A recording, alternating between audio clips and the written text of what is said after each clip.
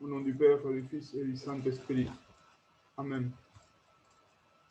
Toutes les carèmes que nous sommes sur le point de terminer, et en particulier ces jours de la Semaine Sainte, ont un sens comme préparation à la considération profonde de l'événement le plus décisif de notre vie, qui est la mort de Jésus-Christ sur la croix pour notre rédemption. Dans les vidéos précédentes de ces petits cours de théologie que nous faisons en suivant la somme théologique de saint Thomas d'Aquin, nous avons vu les premiers articles de la question 46, dans laquelle le saint docteur traite de la passion en soi-même. Comme nous le disons, la passion est la réalité la plus actuelle de toute notre existence, la chose qui nous détermine le plus dans notre être concret. Et c'est pourquoi nous devons prêter une grande attention à toutes ces circonstances et à tous ces détails. Chacun d'entre eux, entre ces détails, est un signe de l'amour de Dieu pour chacun d'entre nous, personnellement.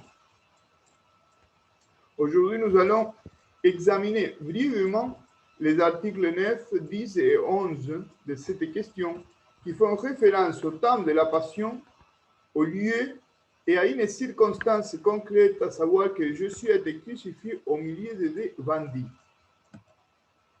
Dans tous ces articles, on retrouve un principe théologique fondamental que saint Thomas énonce de diverses manières. Il dit par exemple à l'article 9, la passion du Christ était soumise à sa volonté.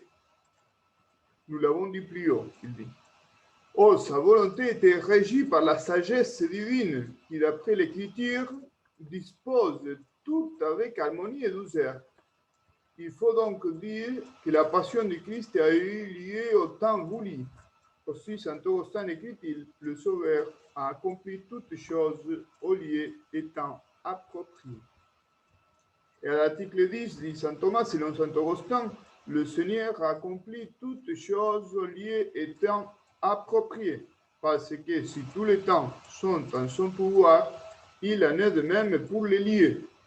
C'est pourquoi, de même que le Christ a souffert au temps approprié, il a souffert au lieu qui convenait. Cela signifie que la convenance du lieu, du temps, des circonstances de la mort de Jésus dépendait de la disposition divine à laquelle la volonté humaine de Jésus-Christ a adhéré de toutes ses forces, car il n'y avait rien en lui, Christ, de contraire à la volonté de Dieu.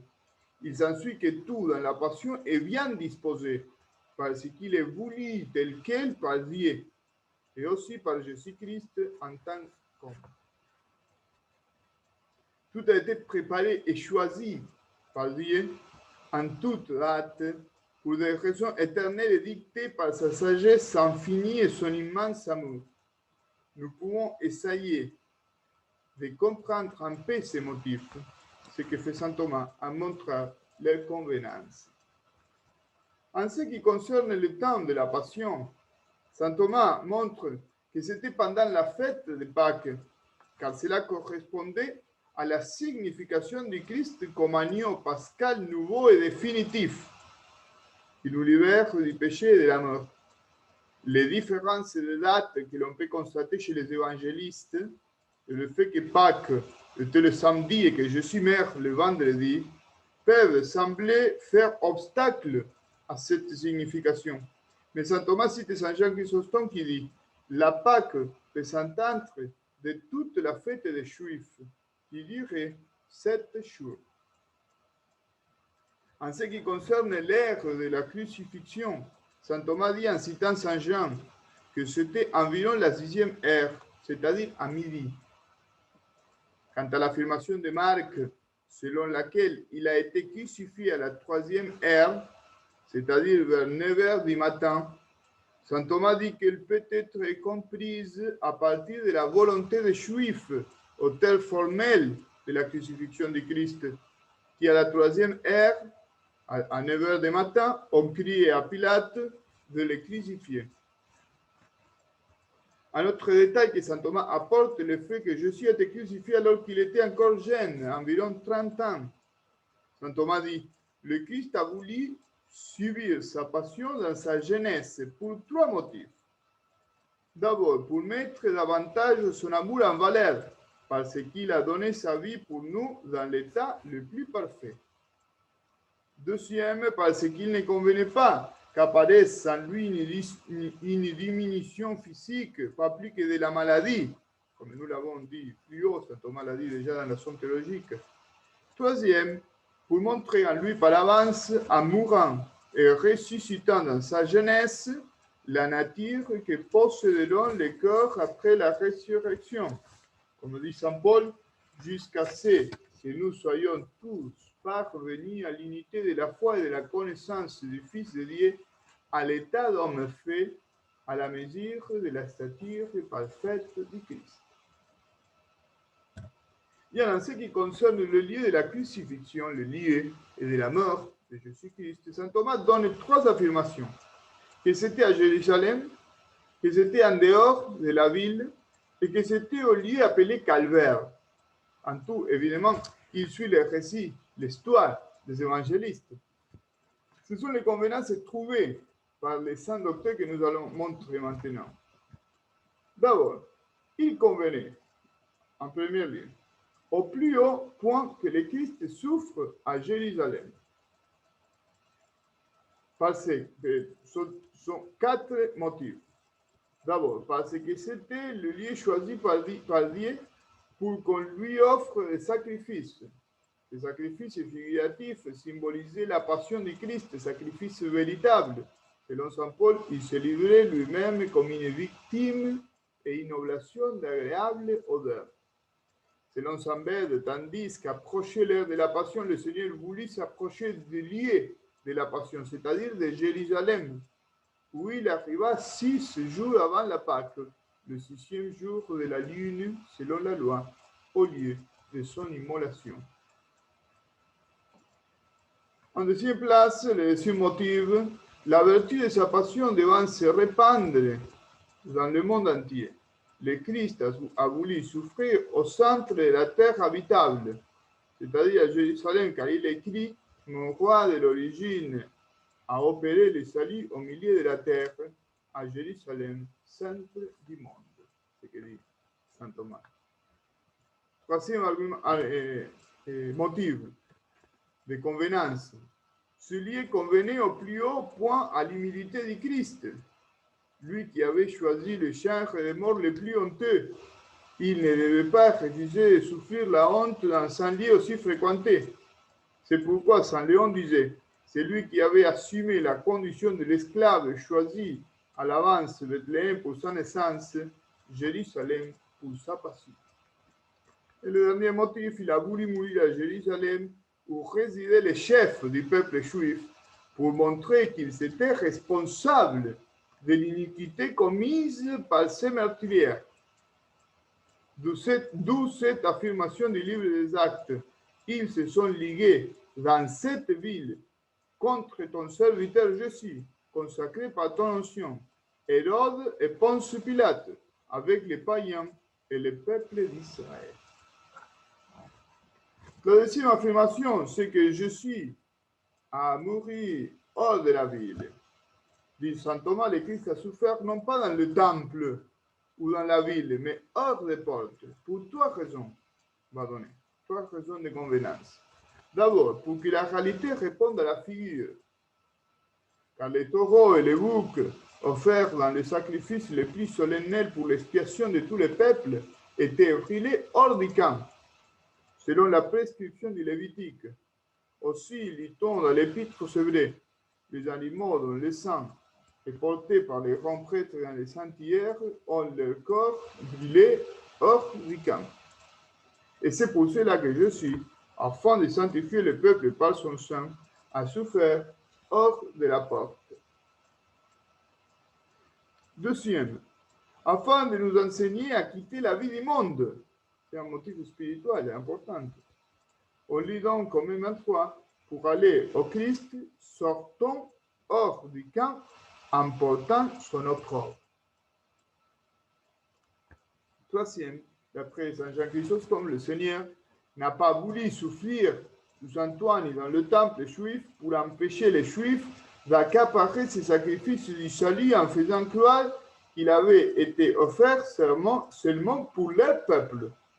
Aussi a-t-il souffert hors de la ville, hors des remparts, pour vous faire savoir que ce sacrifice a été offert pour tous, puisqu'il est l'oblation de toute la terre et la purification de tous.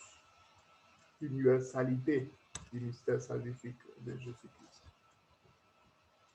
La troisième affirmation sur le lieu de la passion, c'est que Jésus est mort sur les calvaires.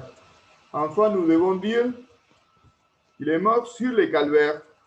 Il faut dire avec Saint Jérôme, quelqu'un a soutenu que les calvaires, au lieu du crâne, Saint Thomas rapporte cette citation de Saint Jérôme, quelqu'un a soutenu que le Christ, au lieu du crâne, était celui où fut enterré Adam et aurait été ainsi appelé parce que la tête du premier homme y aurait été ensevelie. Interprétation séduisante qui flatte l'oreille du peuple, mais qui n'est pas exacte, dit Saint Jérôme. En effet, c'est en dehors de la ville, hors des portes, que se trouve le lieu où l'on tranchait la tête des condamnés. Et ils ont pris le nom de lieu du crâne, c'est-à-dire de décapité. C'est là que fut crucifié Jésus, pour que là où précédemment se trouvait le champ des condamnés, se dresse l'étendard des martyrs. Quant à Adam, il fut enseveli près d'Hébron, comme on le lit dans les livres de Josué. Et conclut Saint Thomas, le Christ devait être crucifié dans le terrain commun des condamnés, plutôt qu'auprès du tombeau d'Adam, pour montrer que la croix de Christ guérissait non seulement le péché personnel d'Adam, mais aussi le péché du monde entier. C'est l'effet principal de la passion de Jésus. L'article 11 va montrer Saint Thomas une circonstance de la passion de Christ, c'est qu'il a été crucifié entre deux bandits. Saint Thomas rappelle le prophète Isaïe qui dit « Il a été compté parmi les criminels ». Chapitre 53. Puis il poursuit Saint Thomas en donnant son raisonnement théologique et dit comme ça « Les raisons pour lesquelles le Christ a été crucifié entre deux bandits ne sont pas les mêmes selon qu'on les regarde par rapport à l'intention des Juifs ou par rapport au plan divin. Par rapport à l'intention des Juifs, Jean Chrysostome fait observer ils crucifièrent des bandits de part et d'autre pour lui faire partager leur honte. Mais ce n'est pas ce qui s'est produit, car on ne parle plus de bandits, tandis que la croix de Christ est honorée partout. Les rois, déposant les diadèmes, prennent la croix, c'est dans l'époque de Saint Jean Chrysostome et de Saint Thomas, sur la pourpre, sur les diadèmes, sur les armes, sur l'autel, dans tout l'univers, brille la croix. Il doit prier encore la croix. Par rapport au plan divin, va dire Saint Thomas, c'est par rapport à l'intention des Juifs, mais par rapport au plan divin, le Christ a été crucifié avec des bandits pour trois raisons. D'après Saint Jérôme, de même que pour nous, le Christ s'est fait malédiction sur la croix, il a été crucifié comme un criminel entre les criminels pour le salut de tous. Deuxième, selon Saint Léon, deux bandits furent crucifiés, l'un à sa droite, l'autre à sa gauche, pour que même le spectacle du juvet montre la séparation qui sera opérée entre tous les hommes au jour du jugement par le Christ. Et Saint Augustin dit aussi, si tu fais attention, la croix elle-même est un tribunal. Le juge, en effet, siégeait au milieu. L'un des voleurs qui a crié a été libéré. L'autre qui a outragé le Seigneur a été condamné. Il manifestait déjà ce qu'il fera un jour à l'égard des vivants et des morts, en plaçant les uns à sa droite et les autres à sa gauche.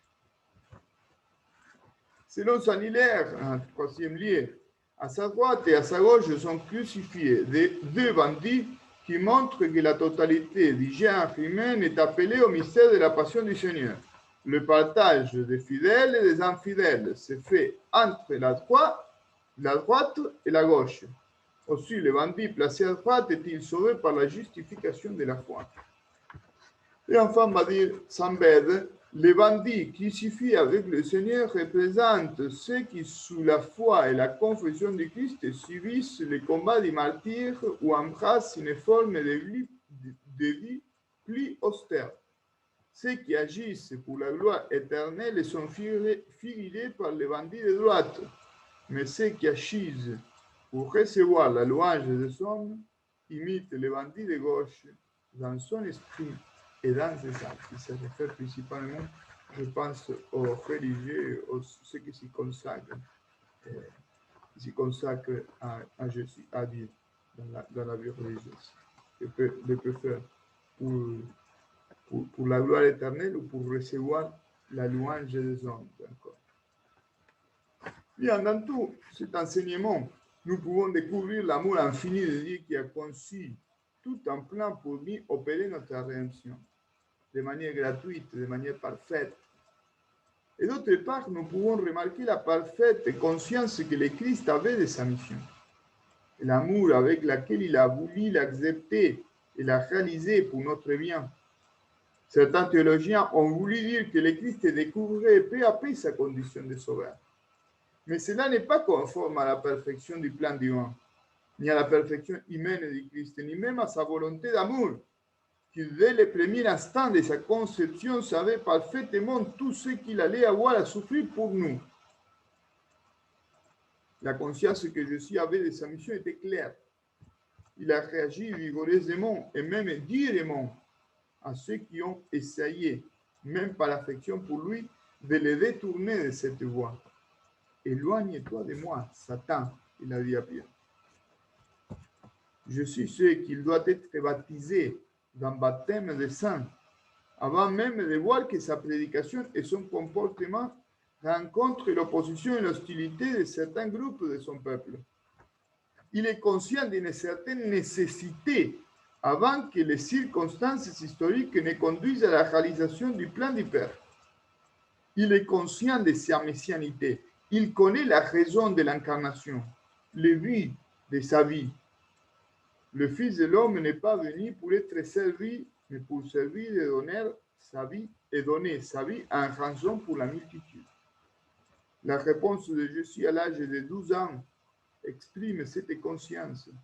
Il devait se préoccuper des choses de son Père, c'est-à-dire qu'il est orienté antérieurement vers les événements futurs, tout en préparant ses proches à l'avenir.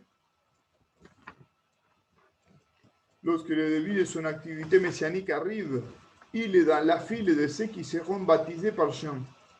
Face à la protestation du baptiste, il est nécessaire, le dit Jésus, se montre solidaire des pécheurs. Ainsi, Jean dira, voici l'agneau de Dieu qui enlève le péché du monde. Écho de la prophétie d'Isaïe, si le servant souffrant. De même, lorsqu'il discute du jeûne, il dit que les jours viendront où l'époux sera enlevé. Les évangiles nous apprennent également que Jésus n'a jamais accepté aucune pensée ou parole qui puisse laisser entrevoir l'espoir d'un succès terrestre de son œuvre. Les signes qu'il a offerts, les miracles, pouvaient créer le terrain pour une telle attente. Mais Jésus a toujours nié toute intention de ce genre, car il savait que sa mission serait accomplie par les sacrifices. Avec les apôtres, Jésus a une pédagogie lente. Lorsqu'ils sont parvenus à la claire conviction que Jésus est le vrai Messie, le Christ, tu es le Christ, le Fils de Dieu vivant, dit Saint Pierre, ce qui constitue le point culminant de la maturation des 12. Après cette profession qui a eu lieu près de Césarée de Philippe, le Christ parle pour la première fois de sa passion. Et il a commencé à leur enseigner, dit l'évangéliste, que le Fils de l'homme devait beaucoup souffrir, être rejeté par les anciens, les grands prêtres et les scribes, être tué et ressuscité après 3 jours. Le reproche fait à Pierre montre aussi la certitude de son sacrifice. Être le Messie équivalait à donner sa vie en rançon pour la multitude. Le rejet était déjà visible dans les tentations, mais sa proclamation parle aussi de la résurrection le 3e jour. et le même chemin attendent les apôtres. Le même chemin nous attend, nous qui le suivons à Jésus-Christ. Apprenons de l'exemple du Christ le courage de prendre notre croix et de nous laisser crucifier sur elle. Et que la Vierge Marie nous accompagne comme elle a accompagné son Fils. Au nom du Père et du Fils et du Saint-Esprit. Amen.